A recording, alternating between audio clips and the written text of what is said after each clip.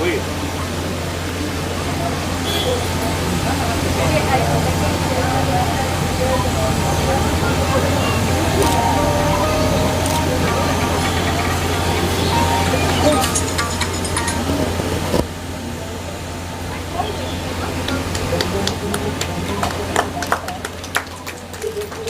আরে এই কাকি চলবে বললে মতন হয়ে যাবে, মুখে হয়ে যাবে, আমরা করে দেবো। দাদা দাদা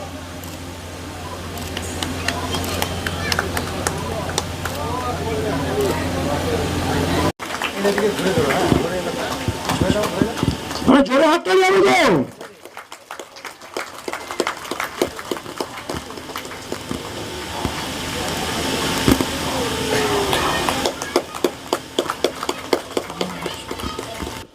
ক্লাস 12 ওনাকে বরণ করে এসে জানাবে অখিল বিশ্বাস মহাশয়।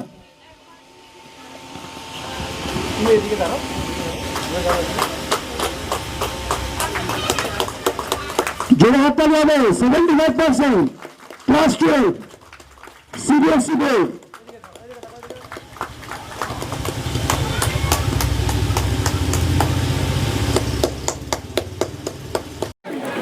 ये जो आयोजन हुआ है इसके बारे में क्या कहिएगा?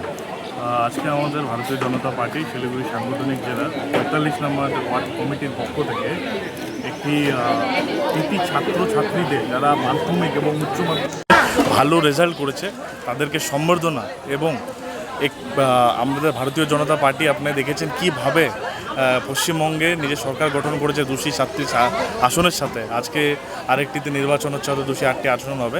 তো সেই খুশিতে আমরা একটা মৎস্যমুখী আয়োজন করেছি। পাড়ার সমস্ত নাগরিকবৃন্দকে এই অনুষ্ঠানে নিমন্ত্রণ জানানো হয়েছে। সেই কার্যক্রমই আজকে এখানে সম্পন্ন করা হলো। আর আমাদের মধ্যে উপস্থিত আছে আমাদের ওয়ার্ডের সমস্ত নাগরিকবৃন্দ এবং আমাদের জেলার নেতৃত্ব। আমাদের মধ্যে উপস্থিত আছে সোমা মজুমদার মহাশয়, অনেক পুরনো দিনের কার্যকর্তা এবং জেলার নেত্রী, এবং তার সাথে আমাদের উপস্থিত আছে আমাদের ওয়ার্ড প্রেসিডেন্ট শক্তিকেন্দ্র প্রমুখ সন্দীপ গুপ্তা মহাশয় এবং আমার বুথ সভাপতি সমীর বিশ্বাস মহাশয় এবং ওয়ার্ডের সমস্ত কার্যকর্তাদের নিয়ে খুব খুশিভাবে আজকের এই কার্যক্রমকে সম্পন্ন করা হলো। শুধু এখন মাত্র আমাদের এই কৃতি ছাত্রছাত্রীদের যে সম্বর্ধনা সেই অনুষ্ঠান শেষ হয়েছে। এখন ওয়ার্ডে আমাদের সমস্ত মানুষকে মাছ, ভাত, ডাল, পাঁপড় সমস্ত বাঙালিয়ানা খাওয়ানো হবে। তারপরে এই অনুষ্ঠানে শেষ আমাদের আজকে। সব জায়গায় মাছ ভাতই খাওয়ানো হচ্ছে। এটা আমাদের খুশি। বিগত 70 বছর পরে আজকে হিন্দুদের একটা হিন্দু সমাজ একটা মানে হিন্দুদের একটা কিছু হয়েছে আজকে হিন্দুদের, এটা তো আমাদের খুশির সময়। এই জন্য আজকে সবাইকে নিয়ে আমাদের ওয়ার্ডের 45 নম্বর ওয়ার্ড সবাইকে নিয়ে একটা মাছ ভাতের ছোট্ট একটা প্রোগ্রাম করা হয়েছে। আর যারা কৃতি ছাত্রছাত্রী আছে তাদেরকে নিয়েও একটা প্রোগ্রাম হয়েছে, তাদেরকে একটু সম্বর্ধনা দেওয়া হয়েছে। এটা তো খুশির বিষয়, এই জন্য চলছে এটা। যত নমস্কার। আগে বলা হতো কি মাছ বন্ধ হয়ে যাবে, হ্যাঁ বলেছিল আমাদের যে বিপক্ষ রাজনৈতিক দল ছিল তারা এরকম মতবাদ প্রকাশ করেছিল যে আমরা যদি হিন্দু সনাতনীরা বিজেপি যদি সরকার গঠন করে তাহলে আগামী দিনে হিন্দুরা মাছ ভাত খাওয়া বন্ধ হয়ে যেতে পারে। কিন্তু আমাদের এটাই ছিল দেখাবার যে হিন্দু মানেই সবাই নিরামিষভোজী এটা না, আমরা মাছে ভাতে বাঙালি, লোকে কথাতেই বলে আমরা বাঙালিরা মাছ ভাত না খেলে আমাদের খাওয়ার তৃপ্তি আসে না।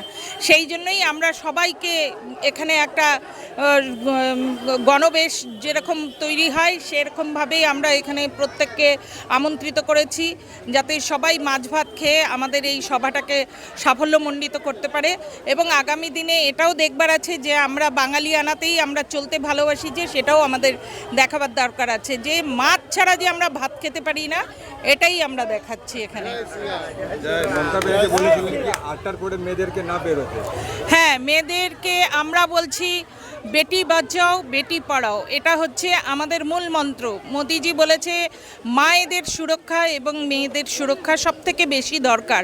মেয়েরাই, নারী শক্তি হচ্ছে আগামী দিনে আমাদের সমস্ত কিছু। যেরকম মা দুর্গার দশভুজা মা দুর্গা, তেমনি মোদিজিও আমাদের মেয়েদেরকে সেই জায়গাটাতেই হচ্ছে উনি দিচ্ছেন। কিন্তু আমাদের পশ্চিমবঙ্গের যে রাজ্য যে গত যে নেত্রী ছিলেন তিনি হচ্ছে বলেছেন রাত 8টার পর মহিলাদের বেরোতে না। তাহলে আজকে মেয়েরা যখন পড়াশোনা শিখে ছেলেদের সমান যোগ্যতা অর্জন করছে, তার থেকেও বেশি আগে যাচ্ছে মেয়েরা। আজকাল কোন জায়গায় নেই, সমস্ত জায়গায় মেয়েরা হচ্ছে আগে গেছে। সেই জায়গায় আজকে এত উন্নত দেশ, আমাদের টেকনোলজি এত উন্নত হয়েছে, প্রযুক্তিবিদ্যা এত উন্নত, সব কিছু উন্নত হওয়া সত্ত্বেও আমাদের মানসিকতা কেন এত নিচু হলো যে রাত 8টার পরে মেয়েদেরকে বেরোতে দিতে হবে না? আজকে যাদের একটা মাত্র সন্তান মেয়ে, আমরা তাদেরকে ছেলের মতো বড় করি যে আজকে বাড়ির গার্জিয়ান ওই হবে, যখন তখন দরকার হলে পরে বাবা মার জন্য ডাক্তারখানা, নার্সিংহোম, হসপিটাল ছোটাছুটি আমার ওই একটা সন্তানকেই করতে হবে। সেই সন্তানকে আমি বলতে পারি রাত 8টার পরে তুমি বাড়ির থেকে বেরোবা না? এটা কোন সমাজে আমরা বসবাস করছি? তো আমাদের প্রগতি যেরকম আগে উন্নত হচ্ছে এবং আমরা শিক্ষা দিক দিয়েও যেরকম উন্নতি হচ্ছি, আমরা ছেলে মেয়েকেও উন্নতির দিকে ঠেলছি, ওদেরকেও প্রশিক্ষণ দিচ্ছি সেইভাবে, আমরাও চাইবো আমাদের মেয়েরাও যাতে সেই জায়গাতেই পৌঁছায়। নিজের সুরক্ষা নিজেকে করতে হবে। আর আমাদের এই সরকার তো আমাদের মহিলাদের সুরক্ষার ব্যবস্থার জন্য অনেক চিন্তা করেই রেখেছেন উনি আগামী দিনের জন্য।